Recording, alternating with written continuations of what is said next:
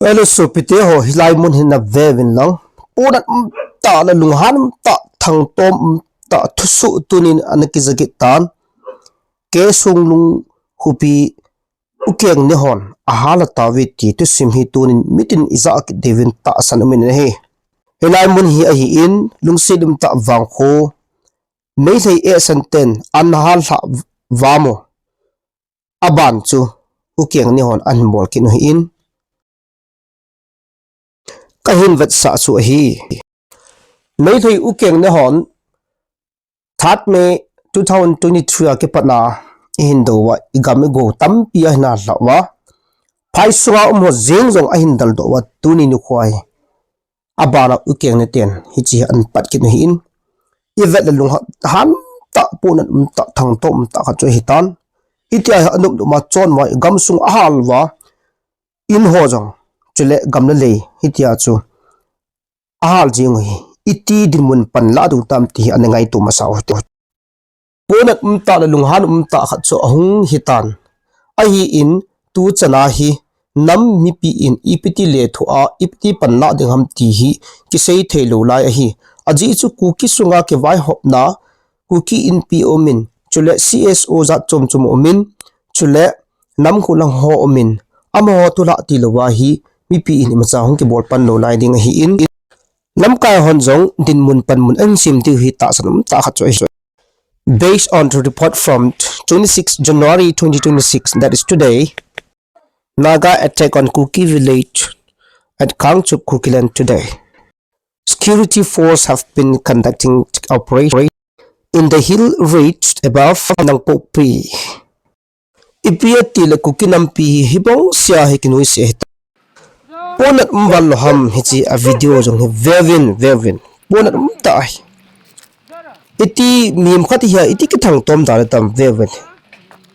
iti khut in sung me a har pi win apam langa jong hiti chun uicha a cha ke hali dan hitam alui mim jong hi ke hali dan ham alui ipiti ham te lung don ta khat chu hi in mi chen lai ta mi gen lai ta a ko he phalowa lai ta hitia me ke hal ki hi ipiti mo hi tam iti lai na iti pu na ding tam tunin ku ki chapa ku ki khang tha te ho thang tom ta la pu ta khat ne leng do ki tan 1993 gal laizin iti chun milong hon daylo ai lo la mel sita in a that novin chamcha in now senti si khantum lovin alol atanun ki chip na nei jun inu me ho rep ai bol pi win isu si pi win iti chun athang adolin mihim tampi an that win hi tunin jong elai ke songlung muna idabang hichi guichu ahung su kitan ipi atia le hi cho ho hin ai su gan the jingwa tha ding mat ding le su mo ninga ai gu jingwa ham gui mit mo hin tem hi thu do na len tan ki nei le ki sei thei pun tin gui chi mo hi dam ai noi si dan le ai ve nim dan hi itia hi chon jingwa hi in ka ven hi la ke ma jing tan ka punal he jing in ima ka bol thei poi ahin kukinam pi ke pantau ti ti thu pi taka sia hi macha mi pin amo bol loading ka ta sanin ki zong la thi hin la hin iki patta wa pi tiam ti hi mi pi lunggel tam ta hang tha lam te lunggel tam pi hu a hi ta ring ka ta sanin hi apan pi ding le chule akitho pi ding behil bangin ichi khupi ke songlung khu hi kap lamawin ki tawin ipiati la pan pi ding nei lo ki thu pi ding nei lo banga ita kap lamawa imjing diu ham mele e san te to hingi do advantage alawa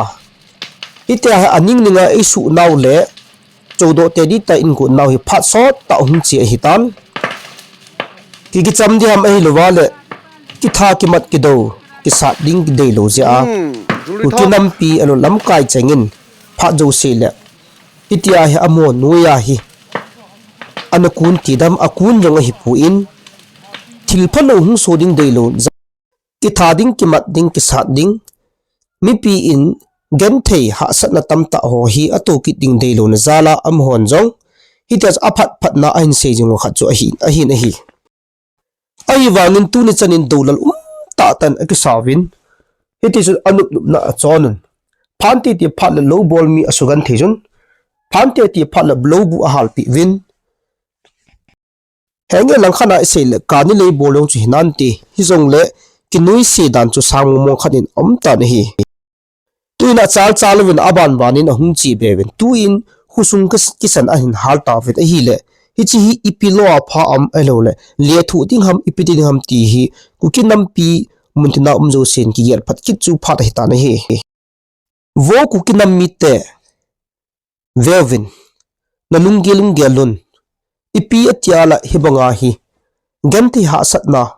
ithu jingowa mi vet nim le mi muniama im jingo hitam pathin lunghan le pathin lunghai luna